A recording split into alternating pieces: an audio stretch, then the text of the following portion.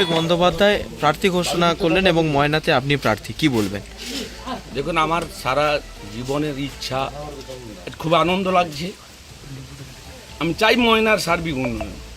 তাই আমাকে যে মা মাটি মানুষের সরকার মমতা ব্যানার্জি আমার উপর ভরসা রেখেছে, অভিষেক ব্যানার্জি ভরসা রেখেছে, তাই ওনাদেরকে ধন্যবাদ জানাই। আমি আগামী দিনে চাই ময়নার বন্যা নিয়ন্ত্রণ, ময়নার মানুষের পাশে দাঁড়ানোর জন্য সেই কাজ আমি সাফল্যের দিকে এগিয়ে যাচ্ছি। চাই সবাই ময়নাবাসীর আশীর্বাদ চাই।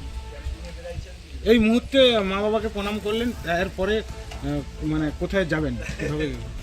প্রথমে আমি আমার মা বাবার আশীর্বাদ নিলাম, বাড়িতেই এখন আছি।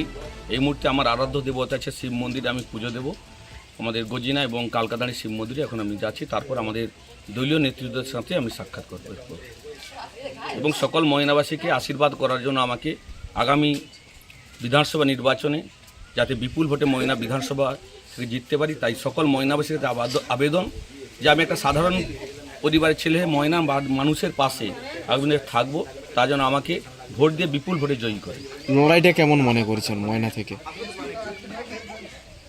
লড়াই এই মুহূর্তে মা মাটি মানুষের সরকার যে জনমুখী প্রকল্পগুলো রয়েছে এবং বাংলার মানুষ মমতা বন্দ্যোপাধ্যায়কে চতুর্থবারের জন্য সরকারে আনবে এবং ময়নার মানুষ পরিবর্তন চাইছে। এখানে যে দুজন বিধায়ক বা বর্তমানে যিনি বিধায়ক আছেন এলাকার উন্নয়নে কোনো কাজ করেনি, তাই এবং মানুষের সাথেও সুসম্পর্ক নেই, মানুষের সাথে আচরণ খুব খারাপ করে, তাই মানুষ মুখিয়ে আছে ময়নাবাসী পরিবর্তন চাই।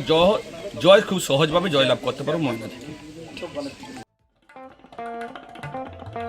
দেশ থেকে বিদেশ, জেলা থেকে ব্লক, রাজনীতি, খেলা, বিনোদন সমস্ত খবরে টাটকা আপডেট পেতে সাবস্ক্রাইব করুন আমাদের চ্যানেল হলদিয়া লাইভ।